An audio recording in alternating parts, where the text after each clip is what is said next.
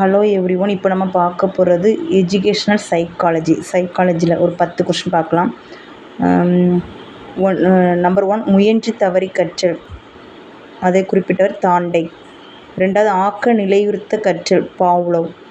3வது கருவிசார் அல்லது செயல்படு ஆக்க நிலையுறுத்த கற்றல், ஸ்கின்னர். 4வது முழுமை காட்சி கோட்பாடு, கெஸ்டால்ட். இது ஒரு ஜெர்மன் சொல், உளவியல் அறிஞர் பேர் அல்ல. எதுனா கெஸ்டால்ட். உட்காட்சி மூலம் கற்றல் கோலர்.